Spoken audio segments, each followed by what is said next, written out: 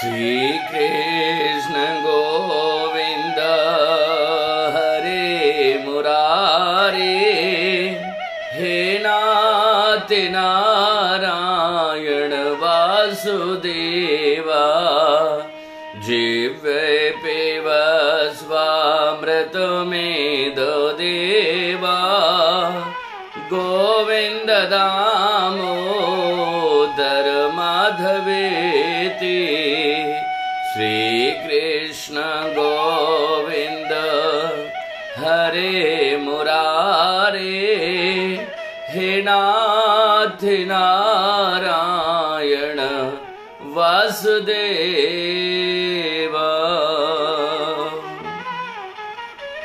मेरे जीवन धन, मेरे जीवन आधार नंदलाला और श्री बलराम जी के चरणारविंद, दिव्य चरणों में दंडोत प्रणाम करते हुए किशोरी राधा रानी की महती कृपा सिरोधार्य करते हुए हम सब मिलकर श्री गोवर्धन की दिव्य तलहटी में श्री गोवर्धन नाथ जी के दिव्य श्री चरणों में बारंबार नमन दंडवत करते हैं। आप सभी वैष्णवों को, भक्त वृंदों को हमारी तरफ से सादर जय श्री कृष्ण। आहा, आज पुनः हम ठाकुर जी की दिव्य लीला और श्री महाप्रभु जी के 84 वैष्णवों में से एक वैष्णव श्री हरिवंश जी, आहा, श्री हरिवंश पाठक जी की दिव्य वार्ता में प्रवेश करते हैं। लेकिन उससे पहले आज का भाव है बड़ा अद्भुत और अलौकिक भाव है। अगर ये भाव हम पूरी श्रद्धा से श्रवण करें तो निश्चित रूप से हम ठाकुर जी की दिव्य लीला में प्रवेश कर सकते हैं। हमारे मन में एकाएक कभी कभी विचार आता है कि ठाकुर जी हमारी सुनते क्यों नहीं। कितनी बार हम पूजा करते हैं, आराधना करते हैं, भक्ति करते हैं, भक्ति के प्रकारों में नित्य प्रति गोता लगाते हैं, लेकिन फिर भी ऐसा क्यों कि ठाकुर जी हमारी सुनते नहीं। पहली बात तो ये विचार ही वैष्णव के मन में ना आवे कि ठाकुर जी हमारी सुनते नहीं। और अगर ऐसा विचार मन में है कि ठाकुर जी हमारी नहीं सुनते हैं तो एक बड़ा सुंदर और अलौकिक भाव है। विचार करने का विषय कि जो हमारे घर में विराजमान श्री ठाकुर जी हैं वो हमारी सुनते नहीं, उससे पूर्व एक और विचार जन्म लेता है कि क्या हम कभी ठाकुर जी की सुनते हैं? क्या हम ठाकुर जी को समझते हैं? क्या हम ठाकुर जी की सेवा उन्हें ठाकुर जी मान के ही करते हैं? यह विचारणीय विषय है। ठाकुर जी नहीं सुनते, हमारे मन में भाव है नित्य प्रति ठाकुर जी को स्नान कराना, भोग लगाना, आरती करना, इससे वो ठाकुर जी हो गए। ये प्रमाणित विषय नहीं। प्रमाण का विषय तो ये कि आपके घर में जो छोटे से लाला आपने पधरा रखे हैं, आप उन दिव्य छवि के अंदर क्या अपने श्री ठाकुर जी का साक्षात्कार और उनके दर्शन कर पाते हैं? आहा, हमारा प्रश्न भी यही है कि ठाकुर जी हमारे सुनते क्यों नहीं। हम भी तो ठाकुर जी को नहीं समझते, हम भी तो ठाकुर जी को नहीं सुनते।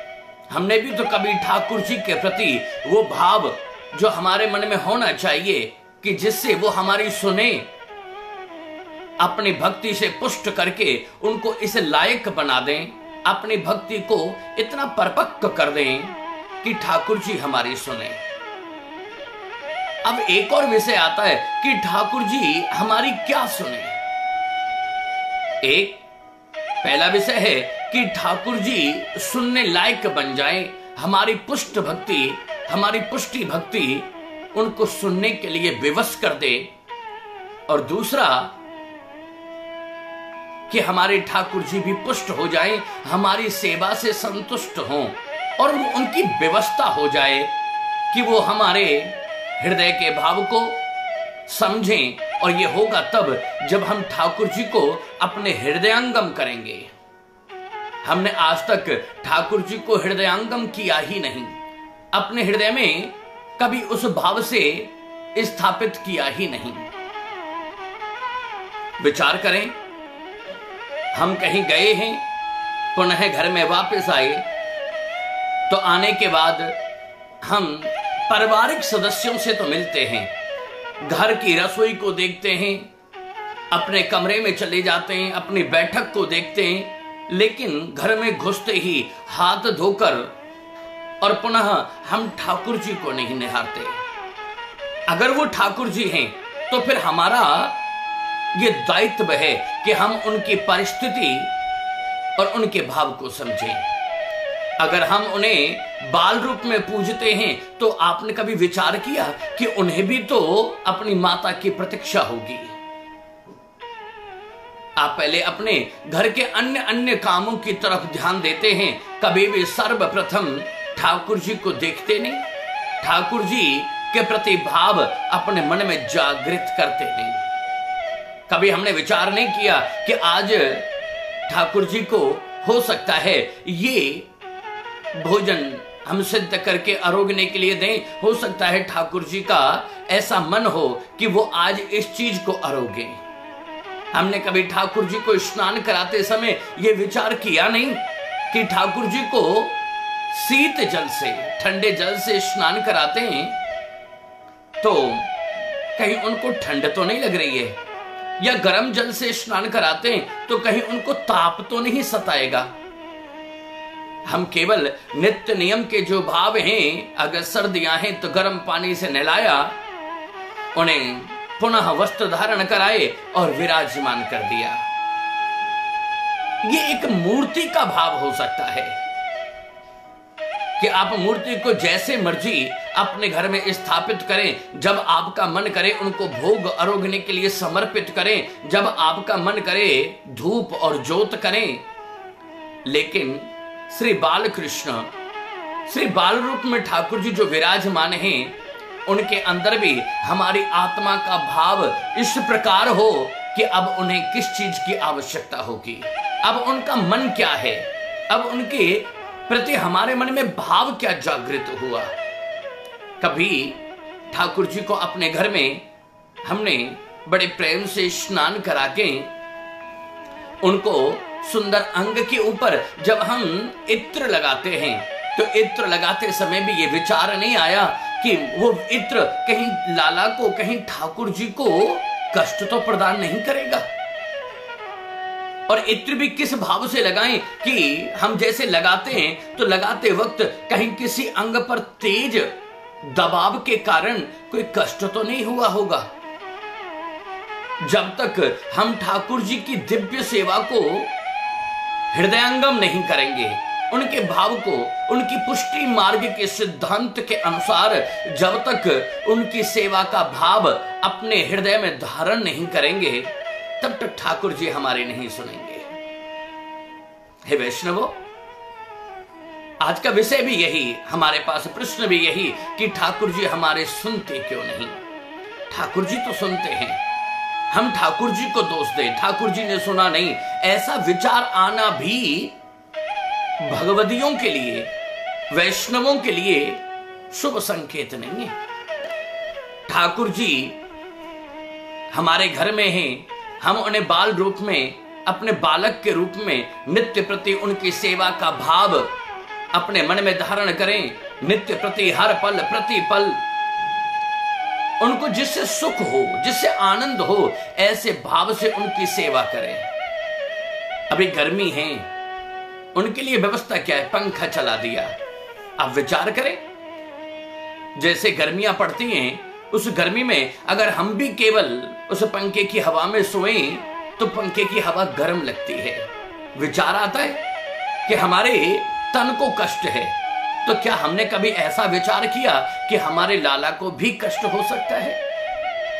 ऐसे विचार हम कभी भी अपने हृदय में लाते नहीं। इसका मतलब हमने ठाकुर जी जो विराजमान हैं उनके अंदर कभी उस भाव को देखा ही नहीं कि ये निज रूप से विराजमान हैं। इनको भी कष्ट होता है, इनकी भी अभिलाषाएं हैं, ये भी कुछ चाहते होंगे। जब तक ये बात अपने हृदय में हम लाएंगे नहीं तो हमारी सेवा का प्रकार बदलेगा नहीं, और जब तक सेवा का प्रकार बदलेगा नहीं तब तक निज रूप से ठाकुर जी हमारे घर में विराजमान होंगे नहीं। और अगर ठाकुर जी ही विराजमान नहीं है तो फिर किसको सुनाना? जब ठाकुर जी है ही नहीं तो फिर सुनेगा कौन? ठाकुर जी हैं, इस बात को सर्वप्रथम अपने जीवन में धारण करो। और जब ये भाव हमारे हृदय में आएगा तो फिर हम उनके विरह में उनसे दूर ना रह पाएंगे। अगर कहीं जाना है तो ठाकुर जी की उपयुक्त व्यवस्था करें, उनकी उपयुक्त सेवा करें, उनको प्रसन्न रखने का प्रकार हम धारण करके और व्यवस्था करके फिर अपने घर से निकलें। उनको एकांत भी अच्छा नहीं लगता। जैसे हमारा बालक एकांत में नहीं रह सकता, और हम छोड़ेंगे भी नहीं क्योंकि छोटा बालक है, कहीं सोते सोते गिर ना जाए, कहीं भूख ना लग जाए, कहीं रुदन ना करे, कहीं गर्मी ना लगे, कहीं शीत ना व्यापे। आज कहीं लाला को ऐसा मन तो नहीं है कि आज मैया अपने हाथन से प्रेम ते अपने कोमल हाथों से मुझे स्नान करावे, अपने हाथों से सुंदर वस्त्र और आभूषण धारण करा के मेरा श्रृंगार करे, अपने हाथों से मैया आज सुंदर भोजन सामग्री सिद्ध करके आरोग्य के लिए समर्पित करे। ऐसा मन में भाव हो सकता है ठाकुर जी का। और अगर हम इस बात को नहीं समझते तो इसका मतलब हमने उन्हें केवल एक देव मूर्ति समझा। हमने कभी उन्हें बाल रूप में, भगवान श्री बाल कृष्ण के रूप में, श्री नवनीत प्रिया जी के रूप में कभी अपने चित्त में ऐसी धारणा की ही नहीं। और जब नहीं की तो फिर ठाकुर जी हमारी सुनेंगे भी नहीं। सर्वप्रथम क्या है? सर्वप्रथम है कि श्री महाप्रभु जी के बताए हुए मार्ग, पुष्टि मार्ग पर चलने के लिए हम सबसे पहले श्री गोस्वामी बालक से, श्री गोसाई बालक से ब्रह्म संबंध कराएं। और ब्रह्म संबंध करा के नित्य प्रति जैसे पूज्य सतगुरुदेव भगवान ने सेवा का भाव बताया, वैसे ही उस सेवा को करें। नित्य प्रति भगवान के नाम को जपें। अगर आप विचार कीजिए, कोई हमारे सम्मुख आकर के हमारी बातें हम ही को बता करके अगर हमें हमारे सामने कहे तो हमारे मन को कितना अच्छा लगता है। कोई हमारी बड़ाई करे तो कितना अच्छा लगता है। ऐसे ही हम भी नित्य प्रति ठाकुर जी के सम्मुख कभी मंगला के उपरांत, कभी श्रृंगार के उपरांत, कभी ग्वाल के उपरांत, कभी राजभोग के उपरांत वहां बैठ करके दिव्य सदगुरुदेव भगवान ने, श्री गोसाई जी ने जो नाम दीक्षा, जो नाम हमें प्रदान किया है, उस नाम का निरंतर जाप करें ताकि ठाकुर जी उस अपने ही नाम को सुनकर के भाव विभोर हो और उनको आनंद होए। नाम लेने की भी विधि है। नाम दीक्षा लेने के उपरांत प्रथम वर्ष, पहले साल हम निरंतर ठाकुर जी की सेवा करें, ठाकुर जी को सुख हो ऐसे भाव की सामग्री पधरावें और नित्य प्रति दिव्य आसन पर बैठ करके अपने लाला के सम्मान में, अपने लाला को रिझाने के लिए नित्य प्रति उस नाम का जाप करें। और अगर ऐसा भाव हम अपने मन में लाएंगे तो प्रथम वर्ष, पहले साल हमें निरंतर नाम जपना चाहिए। पुष्टि मार्ग का सिद्धांत प्रथम वर्ष आप निश्चित कर लें। सबसे पहले जो गुरुजी ने हमें मंत्र दिया, जो हमें नाम दिया, उस नाम को धीरे धीरे बढ़ाएं ताकि वो भाव हमारे हृदय में हृदयंगम हो, स्थापित हो। पहले दिन 1 माला करें, दूसरे दिन 2 माला करें और धीरे धीरे उनकी संख्या बल को बढ़ाएं। ज्यादा से ज्यादा अपने लाला के पास बैठे। कभी उनके विरह में क्या हम अपने घर में कभी रोए कि आज लाला को इतना विलंब है गो, आज हम लाला के पास नहीं गए, आज हम श्री ठाकुर जी के पास गए नहीं, उनके पास बैठ करके हमने उनको लाड़ लड़ाया नहीं। क्या ऐसा भाव हमारे मन में आया? कभी भी नहीं। और जब तक ये भाव हमारे हृदय में अंकित ना होगा तब तक ठाकुर जी हमारी सुनेंगे नहीं। प्रथम वर्ष ठाकुर जी का निरंतर जाप करें। तीसरे वर्ष वही जाप होते होते जब हृदयंगम हो जाए तो आपको माला की आवश्यकता ही नहीं पड़ेगी। फिर निरंतर प्रतिपल हर पल आप निरंतर ठाकुर जी के नाम को अपनी श्वासों की माला में सुमरना प्रारंभ करोगे। वैष्णव वृंद कहते श्री कृष्ण शरणम ममः। हे कृष्ण मैं आपकी शरण में हूं। हे कृष्ण मैं आपको पाना चाहता हूं, पाना चाहती हूं। ऐसा भाव नहीं। चाहता हूं क्या माने अपनी इच्छा ठाकुर जी को सौंपना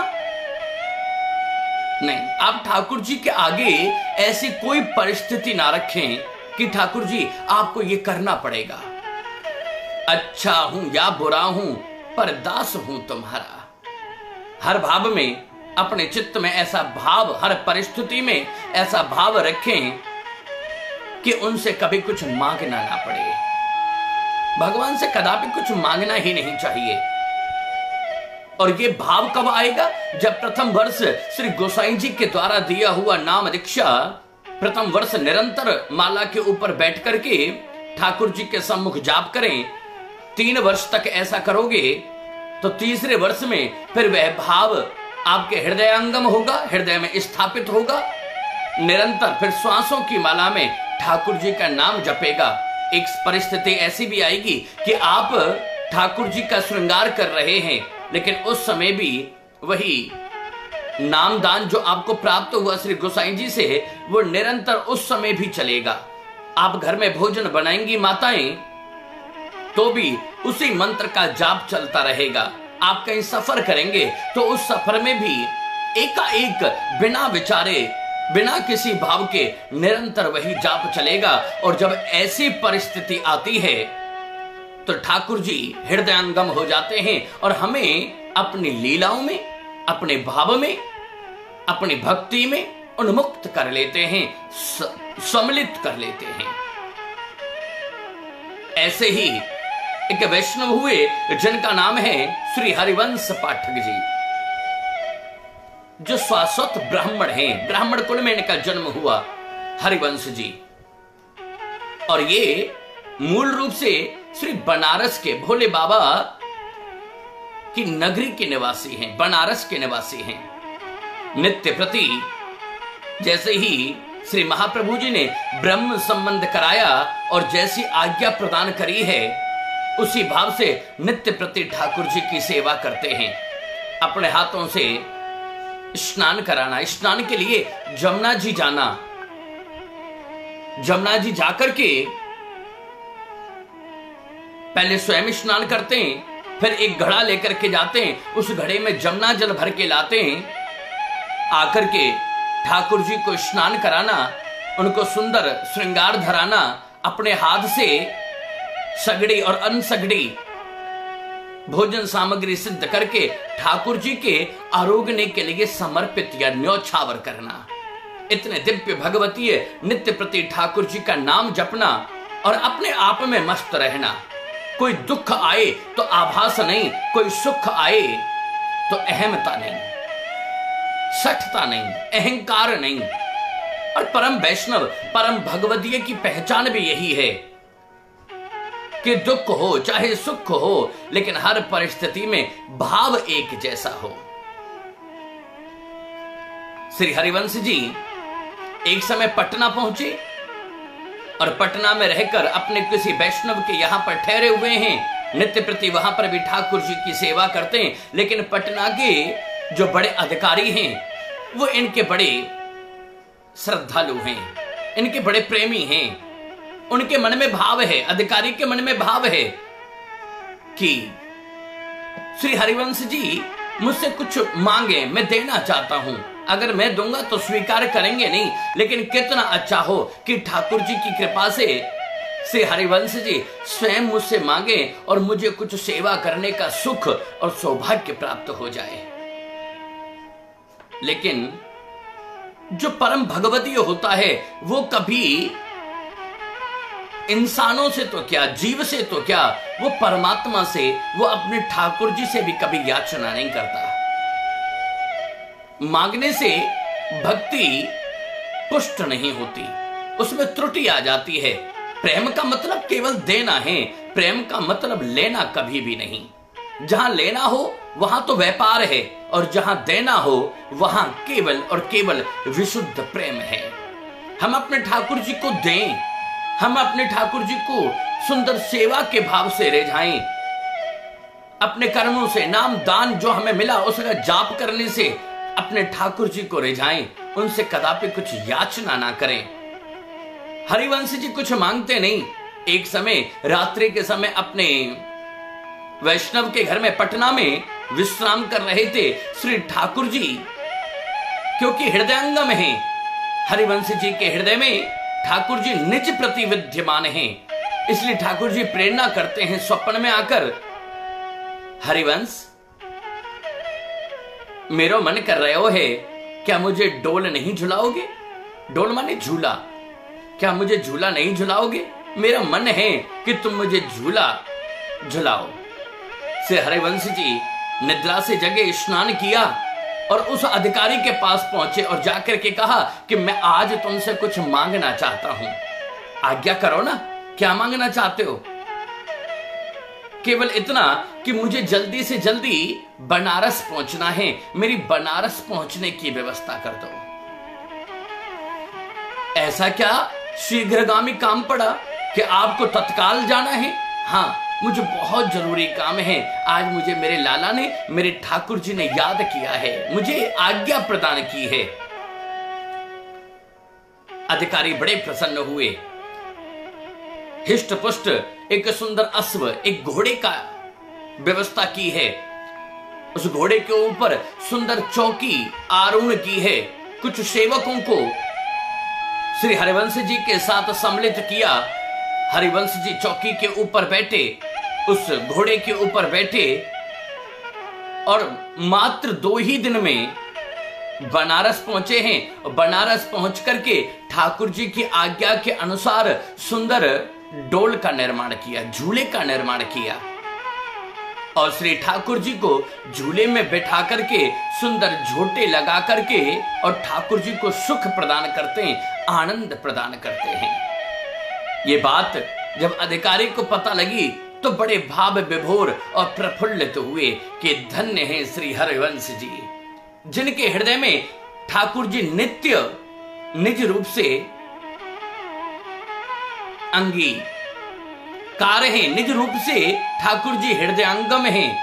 ऐसे दिव्य भगवतियों की इन दिव्य वार्ताओं को सुनकर के हमारे मन में भी ठाकुर जी की सेवा के प्रति ऐसा भाव जागृत हुए तो ठाकुर जी हमारी सुनेंगे, हमें बताने की आवश्यकता नहीं पड़ेगी, वो अपने आप ही स्मरण कर लेंगे और अपने आप सारी व्यवस्थाओं को संचालित करेंगे। हे वैष्णवों, मन में ऐसा भाव है कि आप इन दिव्य भावों को सुन के अपने जीवन में धारण करो। आप सबको हमारी तरफ से सादर जय श्री कृष्ण।